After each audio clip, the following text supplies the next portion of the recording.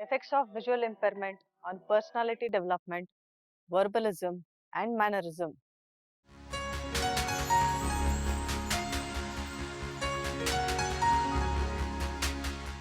As we know, physical activity has always been included in the education system of the sighted children. Now it becomes mandatory that every school must include some form of physical education as part of their curriculum. The benefit of physical activity is numerous and it can never be overemphasized.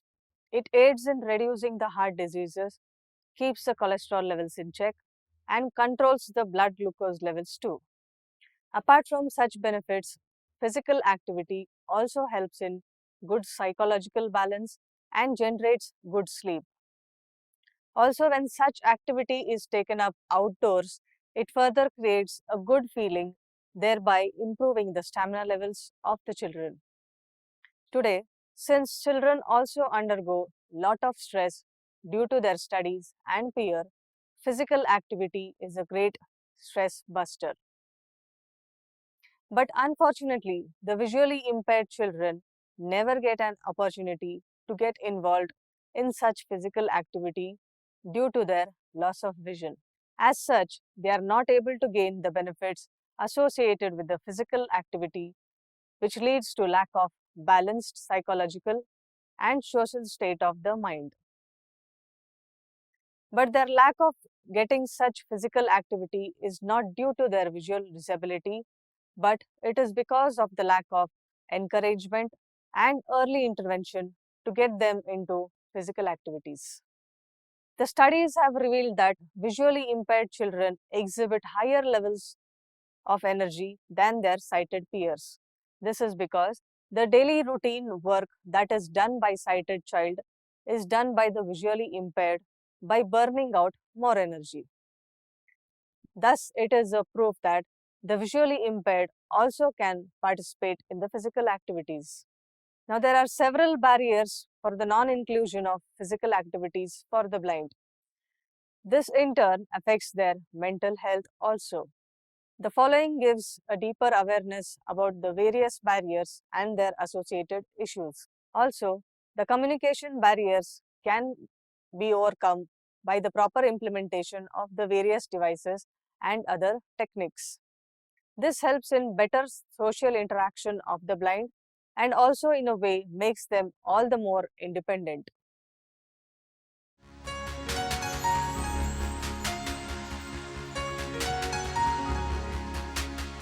Teachers are considered as a friend, philosopher, and a guide for a visually impaired child, while the emotional support is granted by the family. It is the teacher who opens the world of knowledge to the child with visually disabled.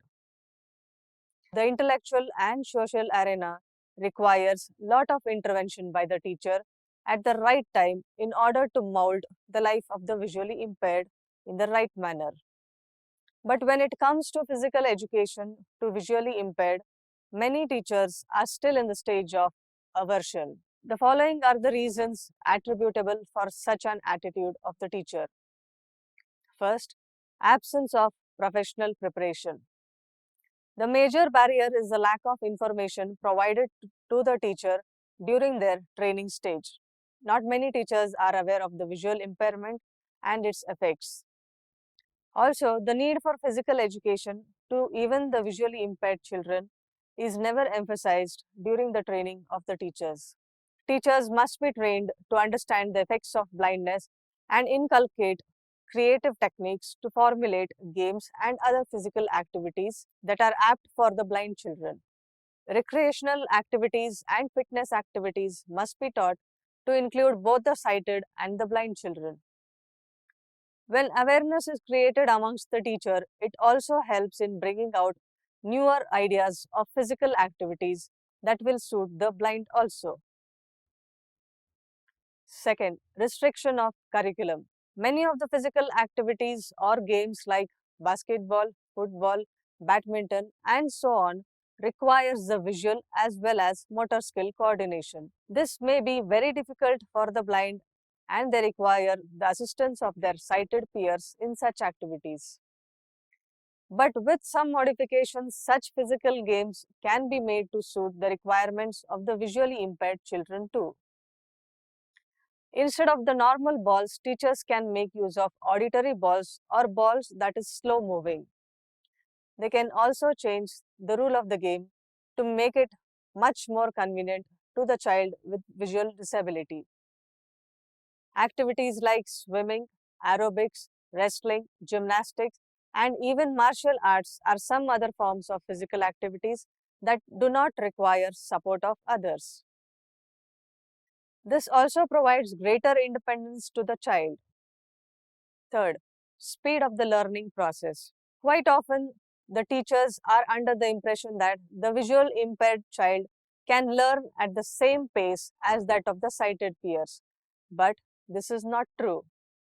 The visually impaired child requires more time and extra individual attention to understand the concept of physical activity to be performed.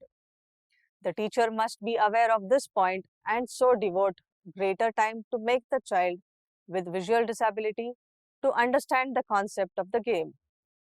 Only after this, the activity must be started in unison. Student-centric teaching approach is proven to be much more beneficial than the teacher-directed way of teaching for the visually impaired. Fourth, overprotection. Due to the inability to see and visualize the environment, the teachers may fear that involvement of the visually impaired in physical activities may cause dangerous hazards. They may fear that accidents may happen to the child as well as the people around the child. As a result, the teacher does not encourage the child to participate in such physical activities. This can be overcome by proper training to the teacher to get the confidence about the visually impaired children. Fifth, restricted expectation. Teachers are under the wrong impression that the visually impaired lack in potential. They never try to find out the hidden potential of the visually impaired children. Many of the blind children can outperform their sighted peers even in physical activities as their auditory and tactical clues are much stronger. The teachers must be trained to understand the potential of the blind and unearth them through proper encouragement. Physical activities need to be analyzed in detail to understand the modifications required to make it suitable for the blind. With proper interventions and encouragement, the visually impaired child will be able to perform well in physical activities. Sixth, students' barriers. Now, having understood the barriers imposed by the teacher, it is equally important to know the barriers of the students also. Many visually impaired students have a negative attitude toward physical education. They have a feeling that they can never involve in any kind of physical activity. But most of such barriers are in a way imposed by the individual or due to their lack of information about the opportunities of physical education. Overprotective parents. It is a significant point in the development of the visually impaired children. Many parents try to discourage their children from physical education due to their insecure feeling. It is inevitable because parents tend to develop a special interest in their child's safety, and this is higher in case of visually impaired children. But by being so overprotective, they are actually hindering the growth potentials of the child. Many visually impaired children may have the potential for any physical activity, but they may need to be that extra push from their parents and teachers to bring it out. The motor skills of the child with visual disability may be low, but through practice and training, it can be improved to suit the requirements of the physical activity. Eighth, absence of opportunities. Opportunities must be made available at the right time, only then they can tap the hidden potential of the children. In case of the blind children, many of their early skill development is hindered due to their family's insecurity and lack of encouragement. Many of the skills for the physical activity have to be developed right from the early stages of the life of the visually impaired. Only if this is done can they go on to become an expert in any form of physical activity like swimming, gymnastics, etc. Control techniques need to be taught to the children with visually disabled, and also the motor skills needs to be developed at a very early age. The inhibition that the blind child will not be able to perform physical tasks has to be removed first completely from the mind of the children, as well as the parents and the teachers. Ninth, lack of confidence. The confidence levels are directly related to the level of opportunities. The visually impaired children lack in confidence due to the absence of opportunities that is given to them. Also, the visually impaired children are often scared of the games due to their fear of losing it. They also have a fear of getting hurt and as a result try to avoid participating in physical activities. To overcome such issues, the visually impaired children must be encouraged during their early growth stages to go out and involve in several physical activities like jumping, running, skipping, and walking. The local parks can be a great place to take the children so that they also find a pathway that will aid in their walking without hindrance. It is only through continuous efforts on the part of the individual that they can participate in physical activities. The 10th barrier, administrative barriers. Apart from the barriers imposed by the visually impaired and the teachers, there are also other administrative barriers that cause hindrance for involving the visually impaired in the physical education. 11th one, time. Time at times becomes a major constraint as many of the visually impaired children delay in reaching their milestone. This also means that they take time to get hold of the level of knowledge as that of their sighted peers. Quite often, the entire day of the visually impaired children will be spent in rally classes and training for mobility and also occupational therapy. Such classes consume most of the time of the child with visual disability that they are left with little time to involve in any other physical education.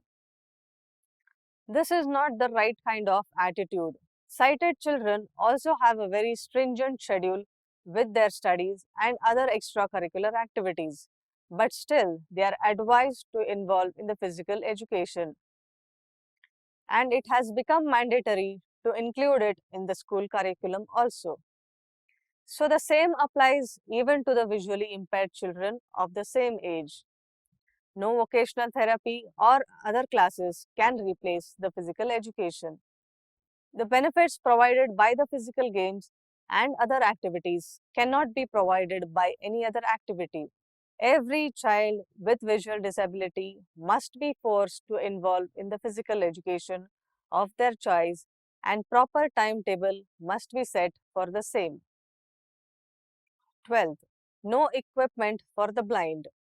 Yet another barrier that requires the support of the government is the lack of equipment to suit the special needs of the visually impaired children involving in physical education. Many schools have a restricted budget, and often the equipment for visually impaired children tend to be very high. Auditory balls or balls with beeper and larger balls, etc., may be required to involve the participation of the visually impaired. As said, the modification required in the regular game in order to make it suitable for the visually impaired requires the investment of money and this may not be easy for school with low budget. The government can play a major role by providing funds for such equipments. Also, many of the foreign countries provide advanced equipment by taking into consideration the various perspectives of the visually impaired to invent newer devices for physical education. Such instruments can be made available for the visually impaired to encourage and make physical education all the more interesting. Medical reasons. Many of the doctors are ready to give fake medical certificates on the request of the child's parents or even the teachers.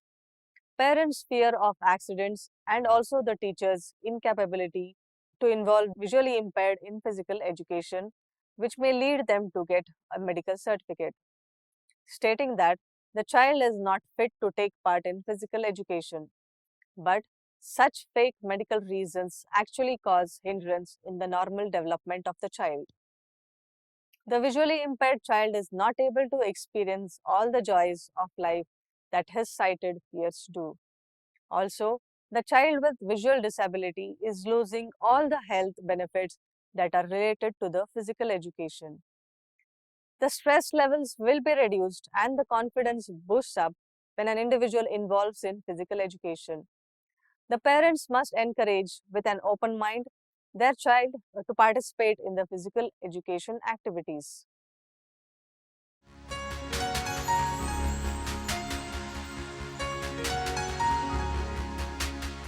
Now, communication with the visually impaired is very difficult, and that is the reason many people do not interact with the blind.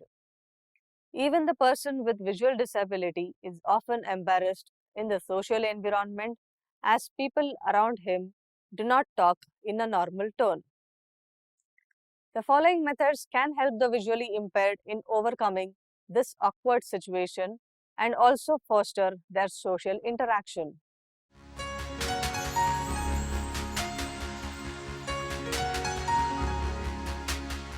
It is essential to consider the fact that visually impaired people deserve the maximum respect and integrity. So, facilities to overcome their difficulties due to visual disability must be provided at all public places.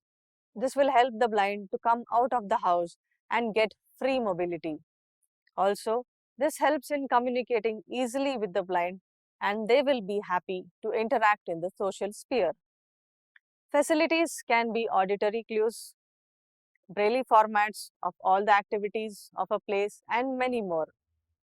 It also includes appointing of a person to read out aloud for the visually impaired people anything that they require.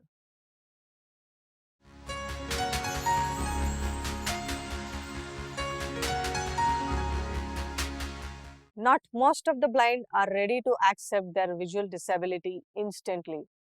Many try to avoid this in order to avoid being showered with pity and sympathy. They have high self-esteem and such actions are not going to help them, but they are sure to feel dejected. So when we see a blind person, the best way to help them would be to ask them courteously.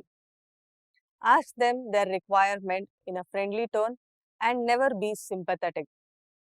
Be natural in the conversation and try to avoid questions related to their disability. This way, the blind person will also be encouraged to talk freely and ask for any kind of assistance.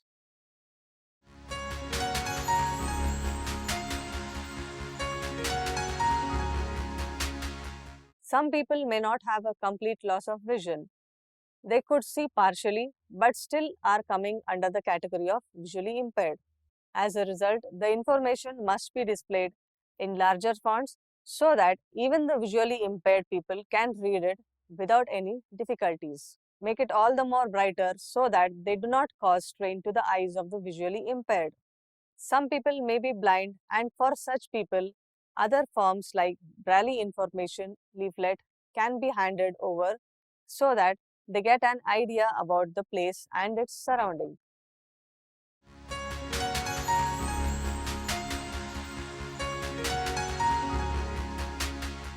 When a visually impaired person asks for direction, It is essential to give even the minute detail. Sighted people often give direction vaguely, which may cause confusion in the minds for the visually impaired. Landmarks that can be easily identified by the blind must be included as far as possible in the directions. Give clear instructions such that the visually impaired will be able to reach the place of his desire without any kind of hindrance.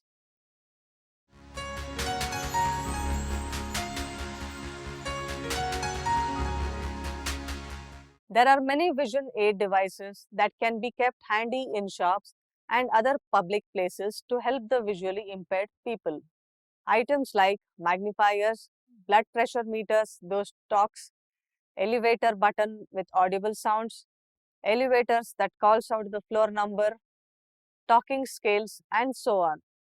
Understand the importance of each of these devices and try to accessorize the office such that even the visually impaired can easily glide through the office with no difficulty.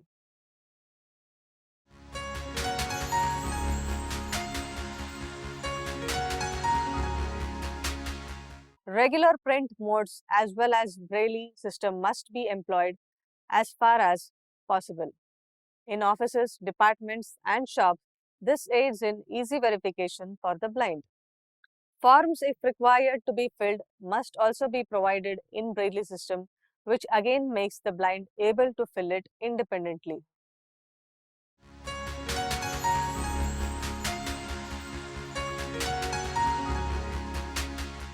In this unit, we have covered the barriers imposed by the HR and the visually impaired and the ways of overcoming the same and participating in the physical education. Also, we have seen the importance and benefits of physical education, which is enumerated, and it is understood that physically fit body only can nurture a fit mind. It also gives a deep understanding about the communication methodologies that can be inculcated in order to effectively communicate with the visually impaired children. Vision is a major communication organ, and many of the sighted children learn and speak through their vision. But lack of this does not make the children completely isolated. The various communication methods help in better social interaction and also develop verbalism of the blind children. Visually impaired children can be of different types depending upon their level of loss of vision. However, most of them communicate in different forms like expressive languages and auditory clues and so on. This unit will help the HR trainee in involving better modes of communication with the blind.